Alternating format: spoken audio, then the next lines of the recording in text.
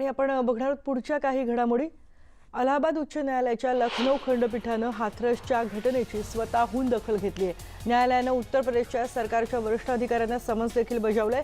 न्यायालयानं घटनेवर चिंता व्यक्त करत यूपी सरकार, राज्य सरकारमधील वरिष्ठ अधिकाऱ्यांसह हाथरसचे जिल्हाधिकारी आणि पोलीस अधीक्षकांना नोटीस बजावली आहे। खंडपीठ 12 ऑक्टोबरला या प्रकरणी सुनावणी घेणार आहे। न्यायमूर्ती राजन रॉय आणि न्यायमूर्ती जसप्रीत सिंग यांच्या खंडपीठानं या प्रकरणाची दखल घेत हा आदेश दिलाय।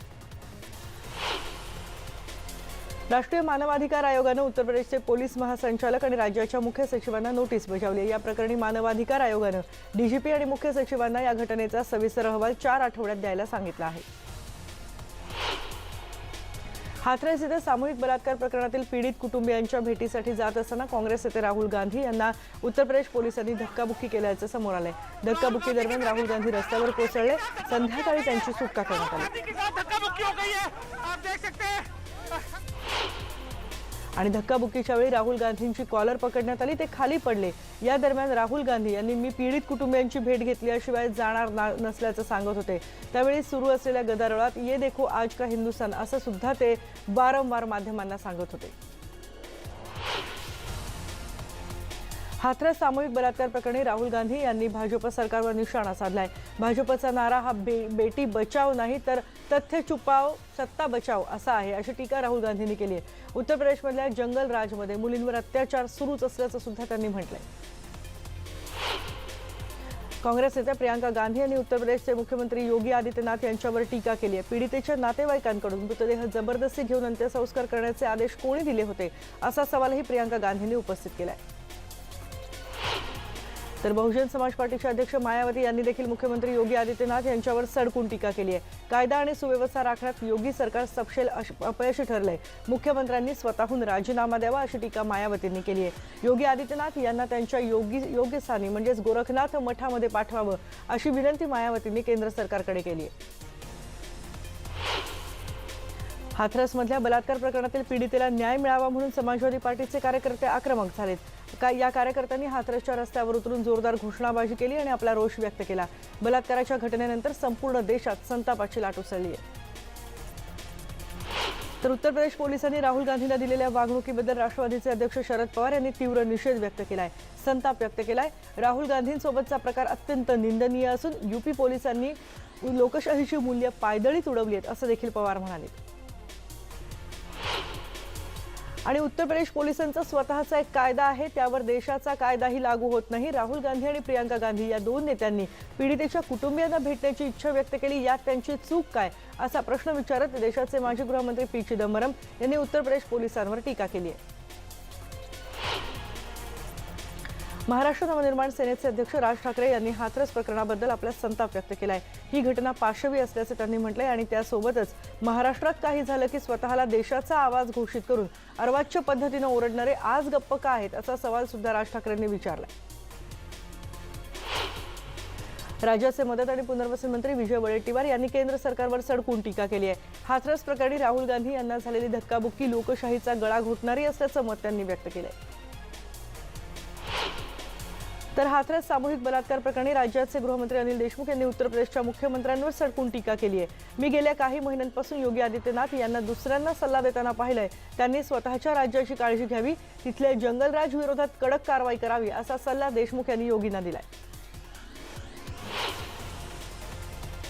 महिला आणि बालविकास मंत्री यशोमती ठाकूर यांच्या नेतृत्वात अमरावतीमध्ये कॅन्डल मार्च काढून हाथरसमधल्या निर्भयाला श्रद्धांजली वाहण्यात आली। उत्तर प्रदेशमध्ये राज्य सरकारचं नियंत्रण नसल्यानं राष्ट्रपती राजवट लागू करण्याची मागणी त्यांनी केली आहे। तर यशोमती ठाकूर यांनी संतप्त प्रतिक्रिया दिली। उत्तर प्रदेशमध्ये गुंडाराज सुरू आहे, इथे लोकशाहीचा खून झालाय, महिलांवरचे अत्याचार थांबत नाहीयेत, त्यांना जिवंत जाळण्यात येतं, हे मानवतेला काळीमा फासणार आहे अशी प्रतिक्रिया त्यांनी दिली आहे। हाथरसच्या घटनेच्या निषेधार्थ जळगाव जिल्ह्यातल्या भुसावळ इथे यावल रोडवरच्या गांधी पुतळ्याजवळ वंचित बहुजन आघाडीच्या वतीने तीव्र निदर्शनं करण्यात आली आणि उत्तर प्रदेश सरकारचा निषेध करण्यात आला। अत्याचार करणाऱ्या नराधमांना त्वरित फाशी द्यावी अशी मागणी आंदोलकांनी केली। राहुल गांधी यांना उत्तर प्रदेश पोलिसांनी दिलेल्या चुकीच्या वागणुकीच्या निषेधार्थ सोलापूरमध्ये युवक काँग्रेसच्या कार्यकर्त्यांनी उत्तर प्रदेशचे मुख्यमंत्री योगी आदित्यनाथ यांच्या प्रतिकात्मक पुतळ्याचं दहन केलं। शहरात साहित्यरत्न अण्णाभाऊ साठे चौकामध्ये युवक काँग्रेसच्या कार्यकर्त्यांनी आपला निषेध व्यक्त केला। काँग्रेसचे खासदार राहुल गांधी आणि प्रियांका गांधी यांना झालेल्या धक्काबुक्की प्रकरणाच्या निषेधार्थ काँग्रेस कार्यकर्त्यांनी चंद्रपूरमध्ये निदर्शनं केली। स्थानिक गांधी चौकामध्ये झालेल्या नारेबाजीमध्ये पालकमंत्री विजय वडेट्टीवार, खासदार बाळू धानोरकर, आमदार प्रतिभा धानोरकर आणि शेकडो काँग्रेस कार्यकर्ते उपस्थित होते। राहुल गांधी यांना पोलिसांनी धक्काबुक्की केली आणि पोलिसांनी त्यांना अटक केल्याप्रकरणी चोपडा इथं निषेध करण्यासाठी चोपडा यावल बुरहानपूर रस्त्यावर कृषी उत्पन्न बाजार समितीच्या गेटजवळ काँग्रेसनं रास्ता रोको केलं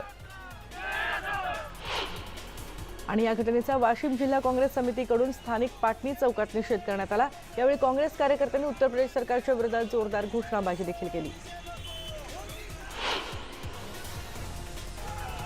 उत्तर प्रदेशमधल्या हाथरस इथं बलात्कार पीडितेच्या घरच्यांना भेटायला जात असलेल्या काँग्रेस नेते राहुल गांधी यांच्यासोबत पोलिसांनी केलेल्या धक्काबुक्की आणि अटकेनंतर महाराष्ट्रातल्या काँग्रेसमध्ये सुद्धा संतापाचं वातावरण आहे आणि परभणीत काँग्रेसच्या वतीने राहुल गांधी यांना अटक केल्याच्या निषेधार्थ आंदोलन करण्यात आलं।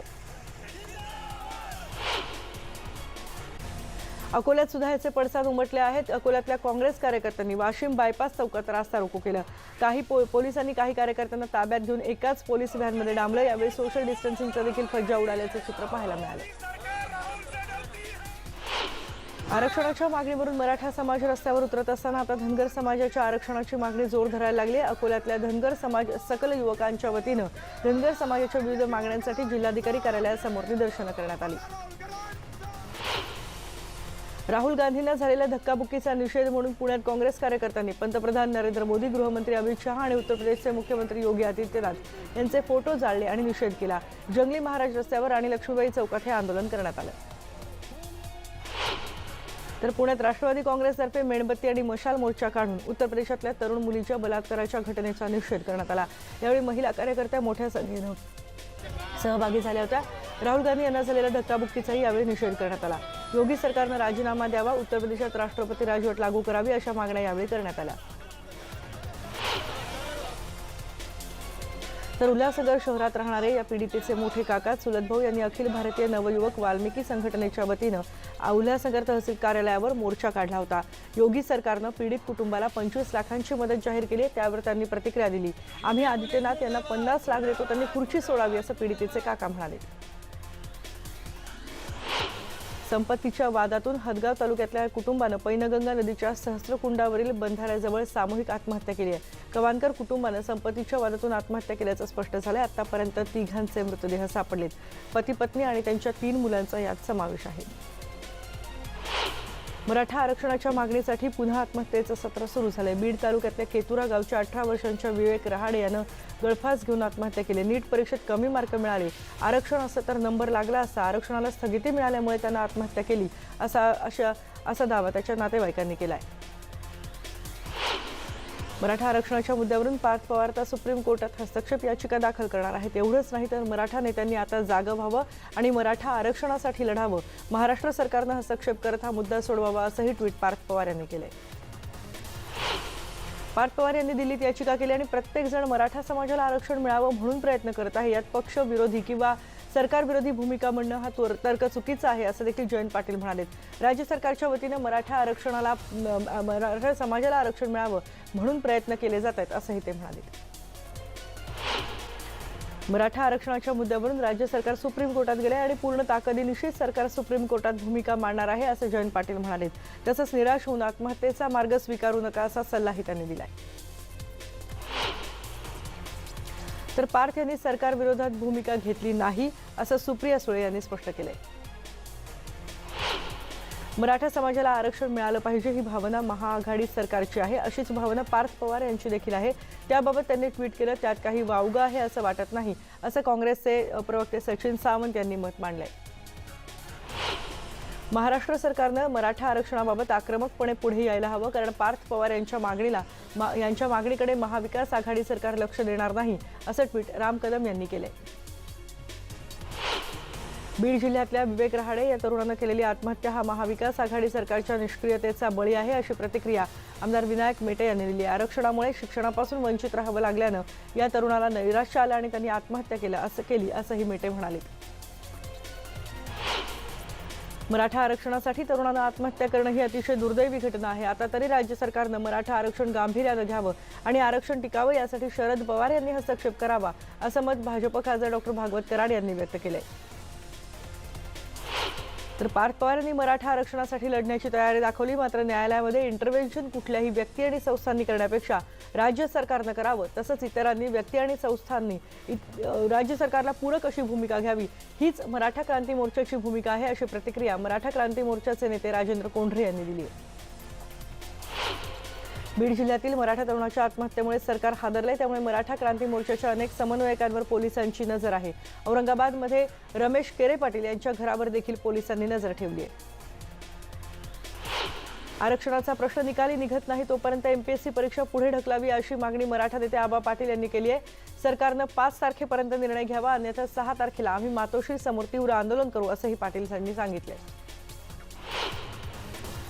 मराठा समाजाच्या आरक्षण प्रश्नावरून बीडमध्ये तरुणांना आत्महत्या केली आणि त्याचे पडसाद सगळीकडे दिसत आहेत। परभणी जिल्ह्यामध्ये सरकार विरोधात आंदोलन करण्यात आलं। या घटनेमुळे सरकारचा निषेध करण्यात आला आणि मराठा संघटना रस्त्यावर उतरल्या होत्या।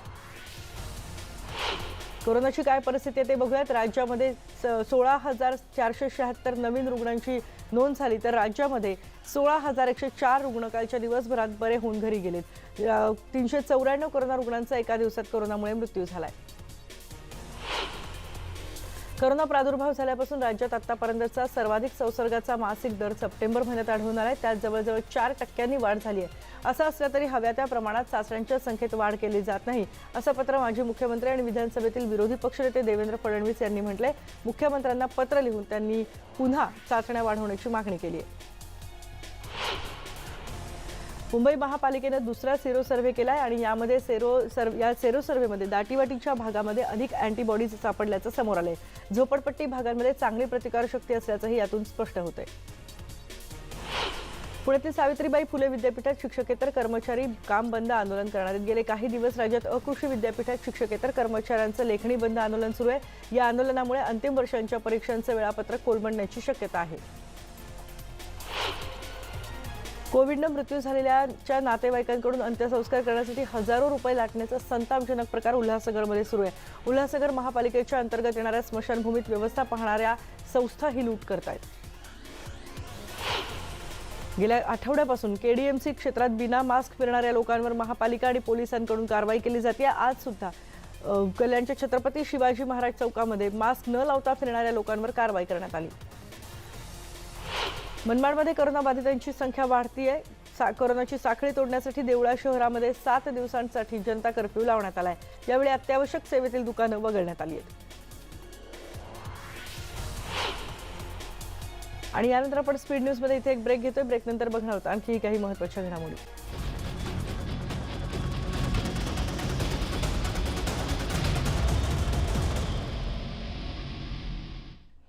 आपण बघतोय काही महत्त्वाच्या घडामोडी थोडक्यात स्पीड न्यूजमध्ये। आणि क्रिकेटबद्दलची बातमी आहे। पंजाब विरुद्धच्या सामन्यात मुंबई इंडियन्सनं 48 धावांनी सहज विजय मिळवलाय।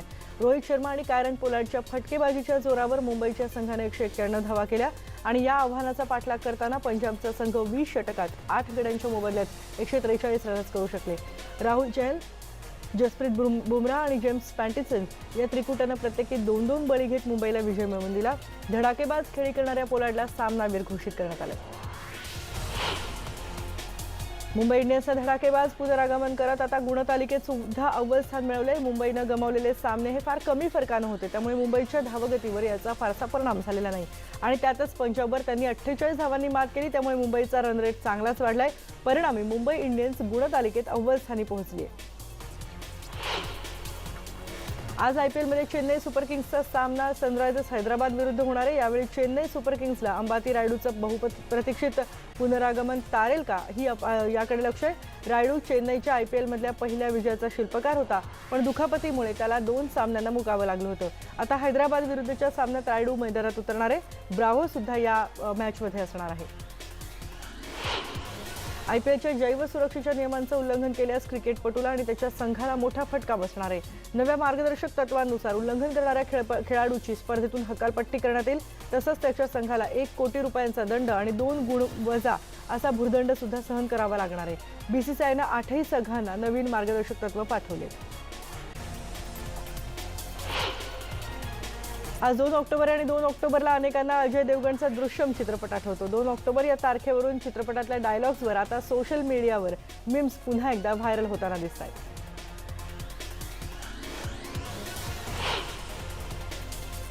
आणि याबरोबरच आपण स्पीड न्यूजमध्ये इथेच थांबतोय, पण ताज्या घडामोडींसाठी पहा फक्त न्यूज 18 लोकमत.